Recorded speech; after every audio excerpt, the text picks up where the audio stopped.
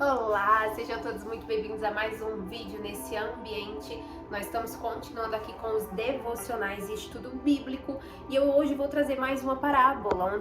Ontem eu trouxe uma parábola e eu amei. E essa aqui tem a explicação da parábola na própria Bíblia e é no livro de Mateus também. A parábola de ontem das 10 virgens foi no livro de Mateus, Mateus 25.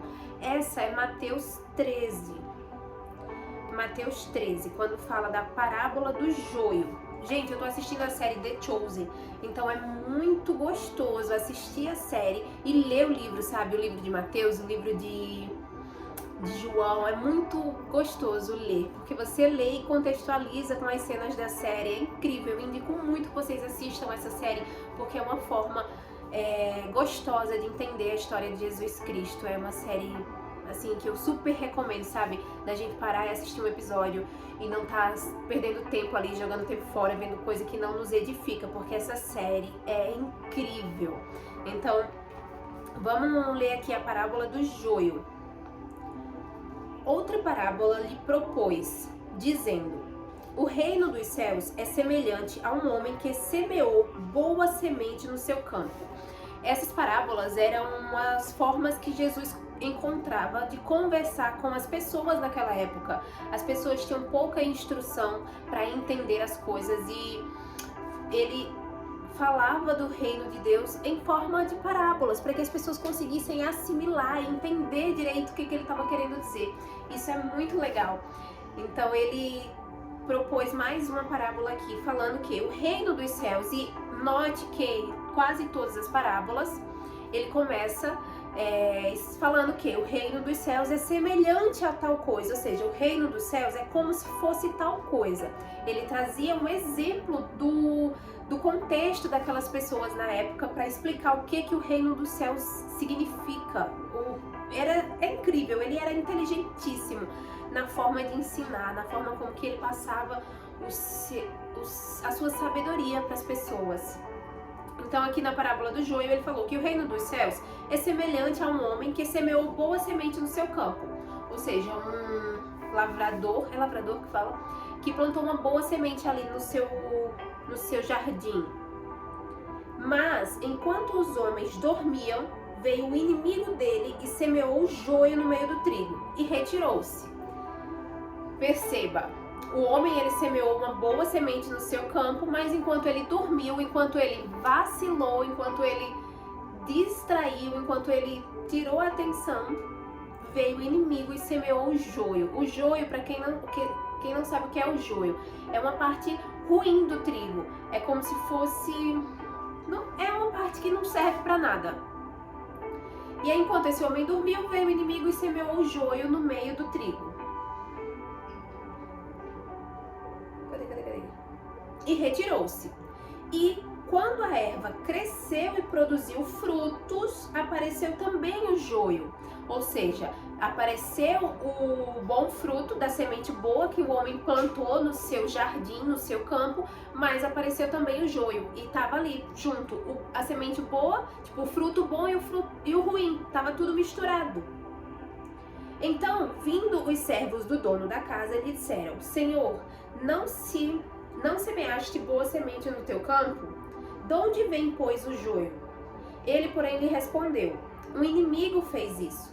Mas os servos lhe perguntaram: queres que vamos e arranquemos o joio? E ele respondeu: não, para que, ao separar o joio, não arranqueis também com ele o trigo. Ou seja, vamos lá refletir acerca dessa partezinha aqui. Quando cresceu a semente, quando a semente boa deu frutos, que era o trigo, apareceu também o joio que foi plantado pelo inimigo enquanto o homem dormia. E aí os servos desse homem falaram: quer que a gente vá lá e arranque o joio, deixe só o trigo? E ele falou: não, para que não arranqueis também o trigo, para que na hora de arrancar não tire também o trigo ali enganado. Deixai crescer juntos até a colheita, e no tempo da colheita direi aos ceifeiros: ajuntai primeiro o joio, atai-o com feixes para ser queimado, mas o trigo recolhei-o no meu celeiro. E ponto, acabou a parábola do joio. Só que aqui tem a explicação da parábola, olha que incrível. Então, despedindo as multidões, foi Jesus para casa. E chegando-se a ele, os seus discípulos disseram: explica-nos a parábola do joio do campo. Jesus, ele passava por todos os lugares, né, contando essas parábolas, ensinando ao povo, que ele era um professor na época. E os discípulos às vezes não entendiam, não é porque os discípulos andavam com ele, estavam ali direto, que eles sabiam de tudo. Eles também estavam aprendendo, eles também estavam sendo treinados, assim como todas as pessoas que Jesus ensinava, os discípulos também estavam aprendendo com ele. Então eles, quando chegaram em casa, perguntaram para Jesus: nos explica o que é essa parábola do joio?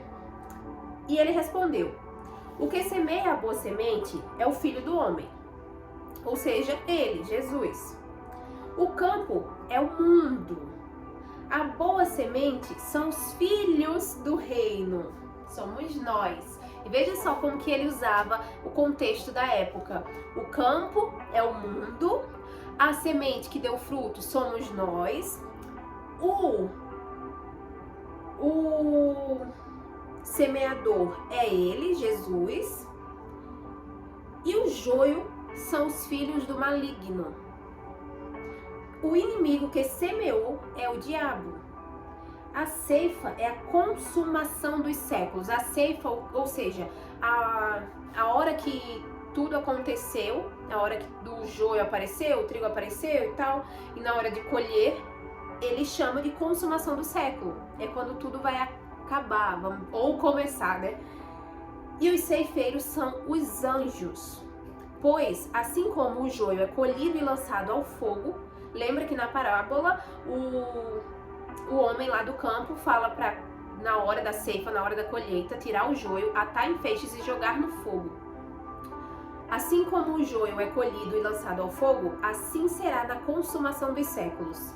Mandará o Filho do Homem os seus anjos, que ajuntarão do seu reino todos os escândalos e os que praticam a iniquidade, e os lançarão na fornalha acesa.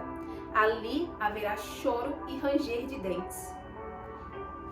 Então os justos resplandecerão como o sol no reino do seu Pai. Quem tem ouvidos para ouvir, ouça. Olha que lindo, cara. Eu já, lendo a parábola, eu já tinha tirado a minha conclusão, que era praticamente isso. Eu tirei a conclusão de que o semeador é ele, os gatos. O semeador é ele, é Jesus, ele semeia. O campo é o mundo, as sementes somos nós. O inimigo que veio enquanto o homem dormia, enquanto a gente dormia, é o inimigo, o tentador. E o joio é os filhos do inimigo. E o trigo somos nós. Nós somos o trigo, o joio são as pessoas que ainda não entenderam e talvez nunca entendam, porque tem gente que nunca vai despertar. E a ceifa, a hora da colheita, é a hora que o Senhor, o Filho do Homem, vai voltar.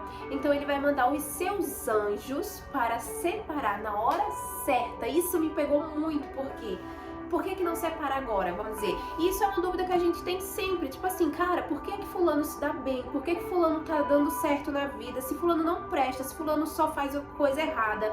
Porque tem hora pra tudo debaixo do céu. Vai ser na hora que o Senhor quiser. Vai ser na hora que Ele quiser separar. Então, enquanto Ele não quiser separar, nós convivemos com os filhos do inimigo. E a gente tem que ter muito cuidado para que a gente não se perca no meio. Porque, olha só, estamos todos juntos no campo. O joio e o trigo.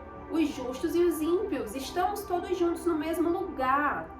E quem vai nos diferenciar e separar o joio do trigo são os anjos enviados pelo Senhor. Então veja bem, o quanto isso engloba também a parábola de ontem, de nós mantermos a nossa chama acesa, a nossa lâmpada acesa, muito iluminada, porque assim nós seremos diferenciados do joio, nós seremos diferenciados dos filhos do inimigo. Dessa forma, os anjos do Senhor nos enxergarão no meio daquela bagunça, dessa bagunça que é essa geração, e nos... Olha só aqui quando fala: os justos resplandecerão como o sol no reino do seu Pai. Nós seremos separados. O joio será juntado, jogado na fornalha e haverá fogo, choro e ranger de dentes.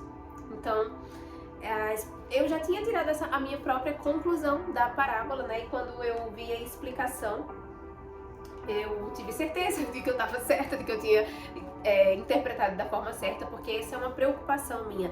Eu me preocupo sempre de que, será que eu estou interpretando a palavra de forma correta? Será que eu estou entendendo o que é que o Senhor está tentando falar através das Escrituras? Então, quando eu vi a explicação da parábola, eu fiquei muito feliz por eu ter entendido mais. O Senhor colocou no meu coração essa parte de que, tipo, é por isso que ele não separou ainda, é porque ele não vai separar ainda, ele vai deixar assim mesmo, tudo misturado.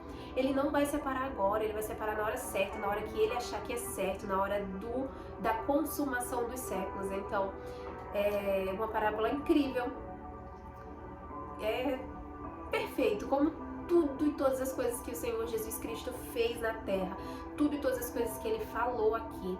Então eu deixo mais essa reflexão para vocês. Quem conseguir pegar a Bíblia e ler novamente, fazer anotações e meditar na palavra, é muito importante que, enquanto eu leio aqui, quem não sabe ler, feche os olhos e medite na palavra, imagine a cena, sabe? Vá contextualizando na cabeça para ficar mais fácil de entender. E quem sabe ler, que pegue a Bíblia, que leia por si, que se lave da palavra, que faça anotações, que esteja em contato, sabe, com as Escrituras. Isso é muito importante para nós. Então, eu acho que é isso. Graças e bênçãos se renovam a cada manhã. Eu sou muito feliz fazendo isso. E até amanhã. Um beijo. Tchau.